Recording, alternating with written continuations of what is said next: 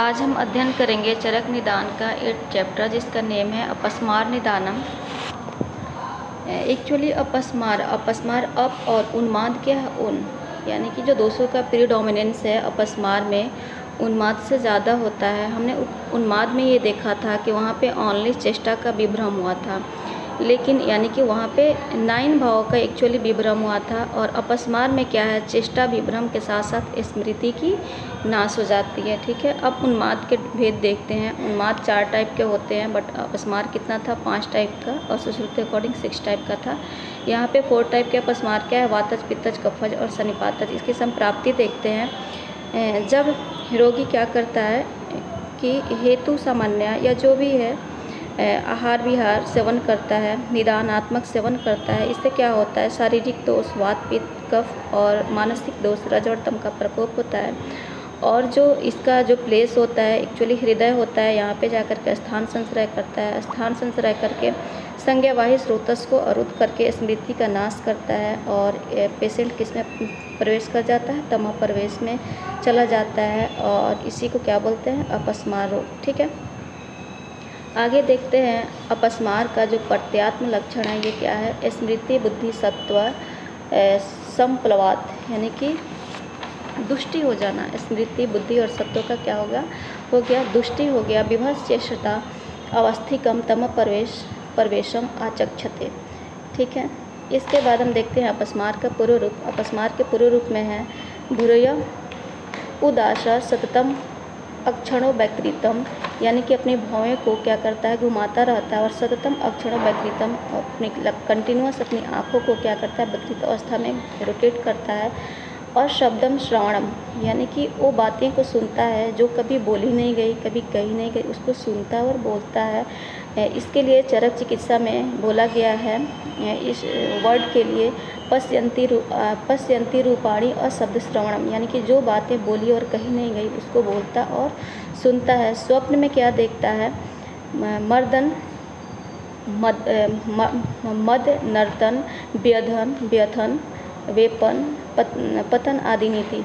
ठीक है, इसमें सबसे इम्पोर्टेंट क्या है? नर्तन यानी नाचता है, और पतन नाचता है और गिरता है। ठीक है, ये है अपस्मार के पूर्व रूप। और जब भी हम स्वप्न देखते हैं ये ऑलवेज किसी भी डिजीज़ में पूर्व रूप में ही मिलता है, ये लक्षण में नहीं मिलता। ठीक है ना। वातज अपस्मार का लक्षण अब देखते हैं। अभीक्षणम अपस्मरंतम क्षणेन संज्ञा प्रतिलवमानस, यानी कि क्षण में क्या होता है?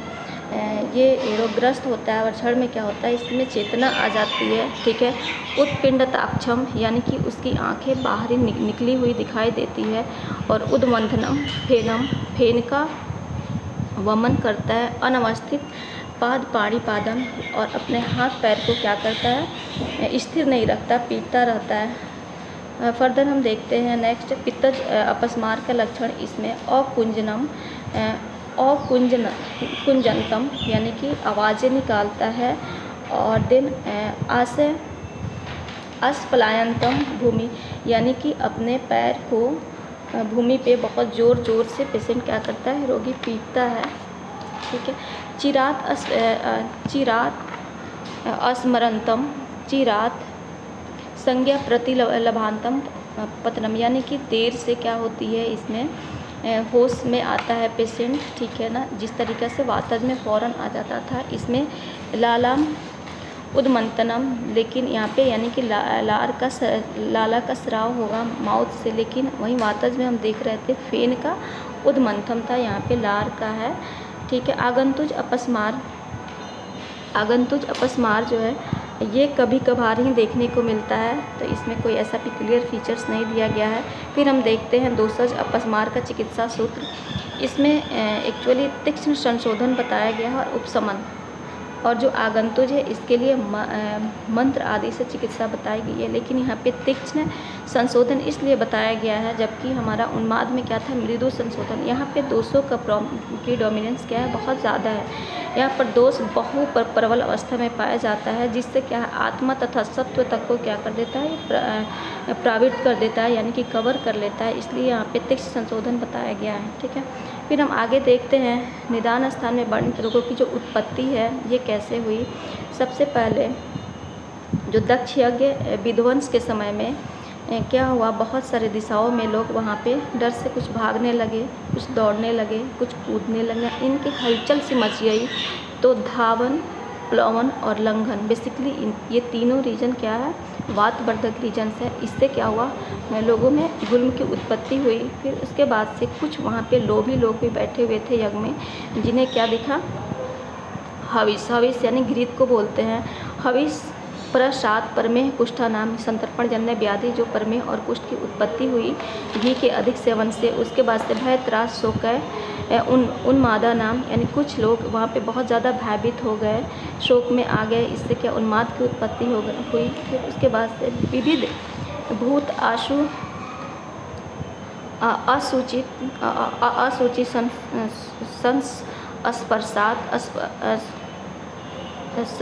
संस्पर्शात स्मरणम, यानी कि यहाँ पे कुछ ऐसे भी व्यक्ति थे जो गंदे और चीज़ों को स्पर्श कर लिए, जिससे क्या अपस्मार की उत्पत्ति हुई। ज्वरस्तु खलु महेश्वर ललाट प्रभवम, और जो महेश्वर हैं यानी कि भगवान शंकर के जो ललाट से जो क्रोध आदि की जो उत्पत्ति हुई, इसमें अग्नि की उत्पत्ति हुई, इससे क्या ज्वर के संताप उत्पन्न हुआ, यानी कि ज्वर की उत्पत्ति हुई। और तत्संतापात रक्तपित्तम, और उस संताप से, ज्वर के संताप से रक्तपित्त की उत्पत्ति हुई। अति व्यवाय पुनर्नक्षत्र राज्य अक्षम इति, यानी कि नक्षत्रों के राजा चंद्रमा को अति मैथुन के उपभोग के कारण यक्ष्मा की उत्पत्ति हुई। ये हुआ हमारा पौराणिक कथा, जो 8 डिजीज़ है, निदान स्थान में किस तरीक़े से उत्पत्ति हुई। आगे ये बताया गया है कि रोग ज्ञान, यानी कि सर्व रोग विशेषज्ञ, श्लोक नंबर 15 में, यानी कि ठीक से रोगी की परीक्षा करके ही हम कोई भी चिकित्सा का उपाय सोच सकते हैं या ठीक से कर सकते हैं। इसके बाद से हम देखते हैं निदानार्थक रोग। निदान अर्थक रोग, यानी कि एक डिजीज़ से अगर फर्दर उसका ट्रीटमेंट न किया जाए तो उससे कॉम्प्लिकेशंस के फॉर्म में या जो भी कहें, जो नेक्स्ट डिजीज़ की उत्पत्ति होती है उसे क्या बोलते हैं, निदानार्थक डिजीज़। इसमें बेसिकली बताया गया है ज्वर के संताप से रक्तपित्त की उत्पत्ति होती है, एंड रक्तपित्त एंड ज्वर संताप से फिर शोथ की, प्लीहा वृद्धि से ज्वर रोग, उदर रोग से फिर शोथ की उत्पत्ति होती है। देन अर्श से उदर रोग एंड गुल्म की उत्पत्ति, प्रतिशय से काश से क्षय, और क्षय से शोथ की उत्पत्ति होती है। व्याधि संकर के बारे में फिर बताया गया है फर्दर 22 नंबर श्लोक में। इसमें एवं कृच्छतम निर्णाम दृश्यन्ते व्याधि संकरा, यानी कि जब डिजीज़ की जो ट्रीटमेंट नहीं किया जाता है तो बहुत सारे डिजीज़ एक साथ कॉम्प्लिकेशंस के फॉर्म में उत्पन्न हो जाते हैं, यानी रोगों के मिश्रण को क्या बोलते हैं, व्याधि संकर, और ये तब क्या हो जाता है, कष्ट साध्य हो जाता है। फिर चिकित्सा का निर्देश स्वरूप, यानी कि आदर्श चिकित्सा के बारे में बताया गया है। न आसव विशुद्धम शुद्धस्तु साम्य तो न कोपेत, यानी कि शुद्ध प्रयोग वह है जो रोग को क्या करता है, ऐसी चिकित्सा को आदर्श चिकित्सा बोलते हैं, जो रोग को तो शांत करे लेकिन फर्दर अन्य कोई डिजीज़ को उत्पन्न ना करे। ठीक है, आगे हम देखते हैं रोगों की साध्य असाध्यता के बारे में। यहाँ पे बताया गया है सुख साध्य, कृष साध्य, याप्य और प्रत्याख्य, जो कि हम ऑलरेडी चरक सूत्र में पढ़ के आए हैं। इसमें जो सुख साध्य बताया गया है, ये बताया गया है कालेन अल्पेन, यानी कि थोड़े समय में थोड़े यत्न से साधन से जो डिजीज़ ठीक हो जाए उसे हम क्या बोलते हैं, सुख साध्य।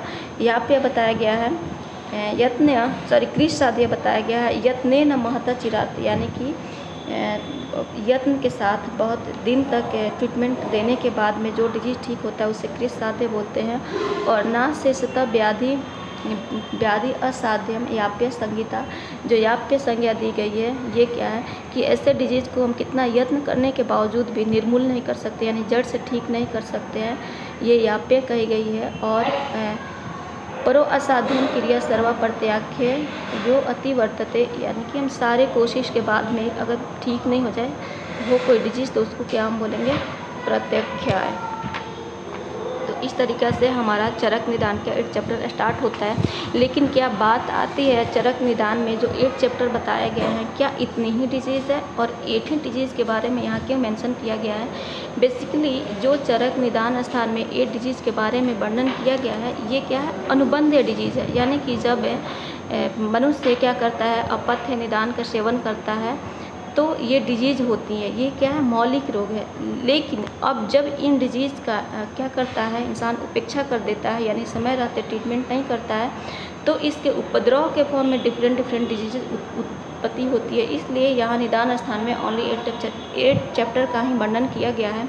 जब हम चरक चिकित्सा में देखते हैं, वहाँ पे 30 डिजीज़ का वर्णन किया गया है, रोग का, जिसमें जो फॉर एग्जांपल हम देख सकते हैं, जो फर्स्ट सेकेंड है रसायन और बाजीकरण, फिर थर्ड से ज्वर, फिर रक्तपित्त गुल्म, जिस तरीके से 8 डिजीज़ का यहाँ सीक्वेंस हमने निदान में पढ़ा। इसी तरीके से चरक चिकित्सा में हम 8 डिजीज़ का चिकित्सा देखते हैं। 10th में आते आते अपस्मार का चिकित्सा देखते हैं। फिर हम अदर देख सकते हैं जो रक्तपित्त है, रक्तपित्त से को अगर हम ट्रीटमेंट नहीं देते हैं तो इसके उपद्रव के फॉर्म में क्या आता है, छद्म आता है। छद्म में क्या होता है, रक्त का क्षय होता है। रक्त के क्षय से पांडु की उत्पत्ति होती है और पांडु के उपद्रव के फॉर्म में शोथ की उत्पत्ति होती है। फिर क्या है, शोथ क्या होता है, अग्निमांदजन्य, संतर्पणजन्य आहार और स्रोतों और अर्ध पांडु के उपद्रव के फॉर्म में भी शोथ की उत्पत्ति होती है।